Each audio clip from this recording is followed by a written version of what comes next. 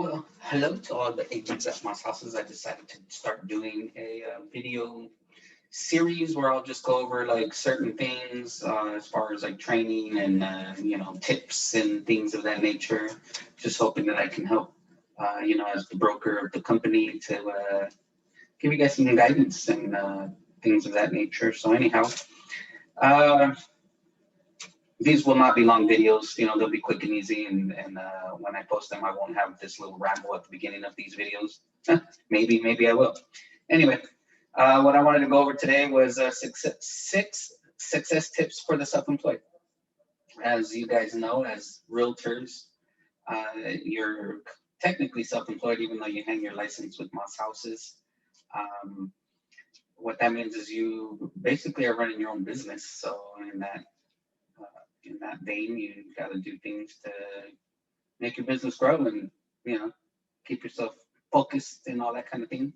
So number one, take your risk and do it now.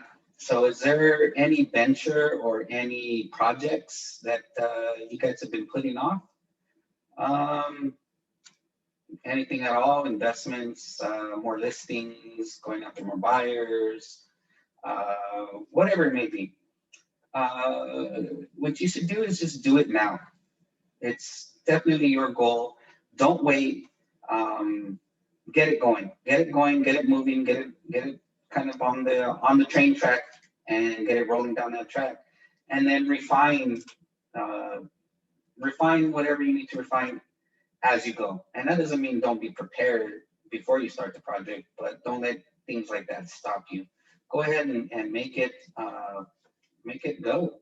And then experience teaches you a lot. So once you get that going, you'll start seeing what you need to refine and then start refining it. Number two, create a to-do list. Schedule appointments and create time blocks for high priority activities. Um, you have to do that for things that are important to your success.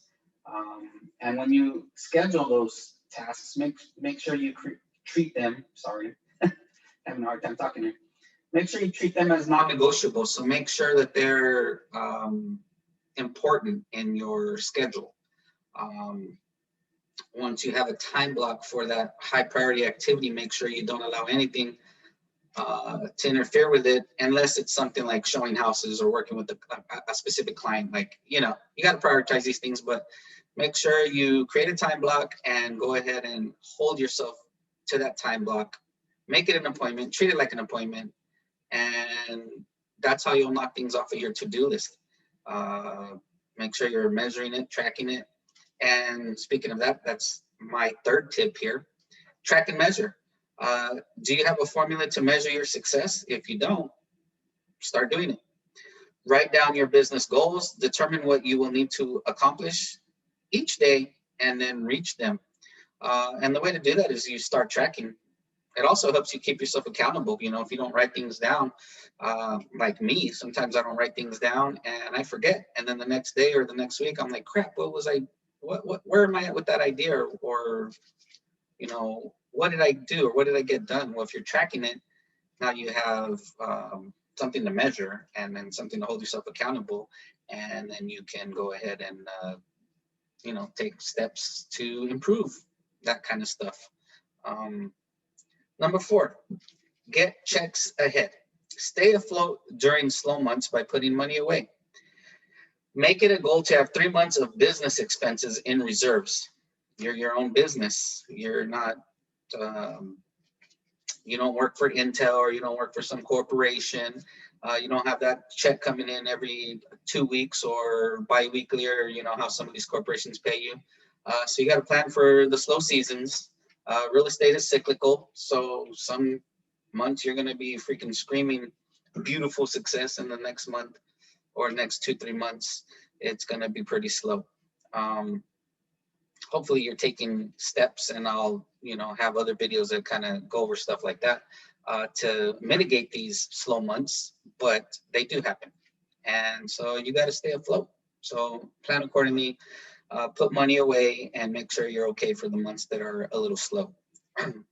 The tip number 5 is invest in yourself. Allocate 10% of your income to growth opportunities such as business conferences, training programs, business books, etc. Things that are going to help you grow as your own business entity and as a realtor, a salesperson. You have to invest in yourself. I, as the broker, will try to do what I can to help. But in the end, it's on you to go ahead and make sure that you're doing the right things to make yourself grow.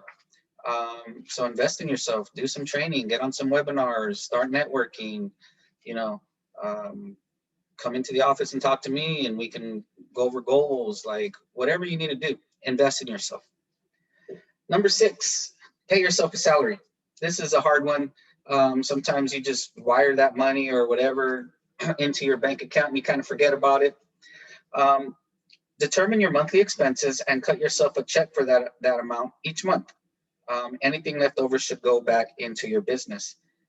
That's a good way to run your business. You know what I mean? Figure out what your monthly expenses are, figure out what you can live off of, and cut yourself a check. You're your own business owner, you're your own entity.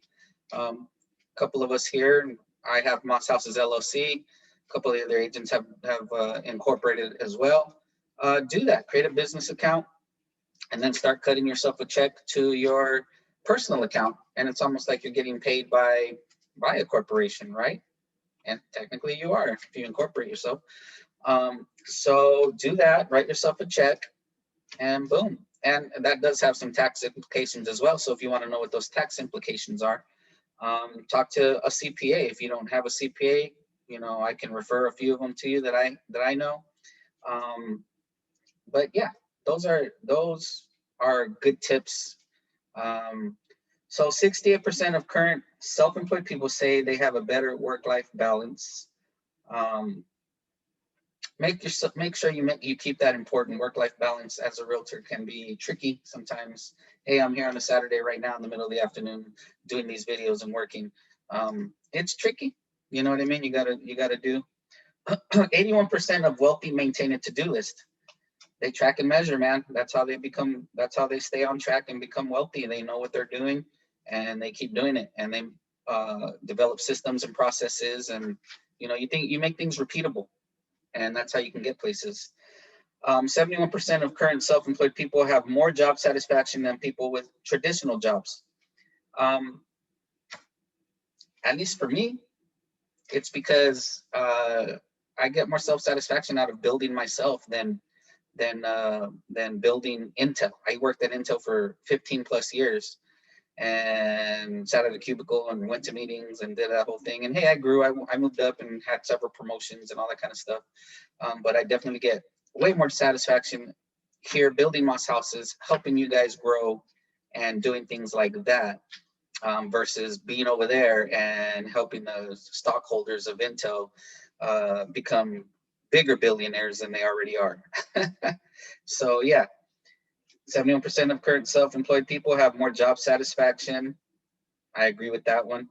43% of self-employed people choose this lifestyle to gain control over their career. Not much I can say on that one other than I like to have control. So 52% of next wave independent workers are preparing for self-employment by learning new skills. Tons of people getting into real estate and things like that. 88% of self-made millionaires read at least 30 minutes every day focused on self-education. That one to me is a big one. I try to get some reading in as much as I can here and there. You got to read on these things. And the will has been invented. You know what I mean? So there's plenty of other companies, coaches, mentors, realtors. The Millionaire Real Estate book is always a good source. I think it gives a lot of good information that helps. So yeah, take 30 minutes every day. That's not a whole lot of time, right? What are you going to do? You can watch an episode of whatever on TV, on Netflix, or you can read and help yourself grow. Sometimes you do need to sit there and zone out. Hey, I veg out, in the evening times, throw a movie on or whatever. However, during the day, keep yourself, track and measure, do 30 minutes of reading, create a to-do list, take that risk. If you have a project, take that risk. Invest in yourself, you know. Anyhow, I'm gonna start doing videos like this and just sending them out to the agents at Moss Houses. They will be uploaded on YouTube for people to view, or you guys can view it anytime you want. This was the first one. Probably isn't the best one. I'll get better at this too. It's like the take a risk and do it now thing. I like to just start doing things and then I'll refine it as I go. So hopefully these videos will get nicer and better as I move forward and move along. But hopefully these will help the agents at Moss Houses grow. Uh, you know, I'm always available for one-on-one talks and whatever you want to do. I'm going to start implementing some more training every week and doing things like that. So stay tuned, and Moss Houses is here to help you as an agent, you know, grow and hopefully achieve those dreams you want to achieve. So I'll talk to you next time, and I'm in the office whenever. Come visit. Peace out. All right, bye.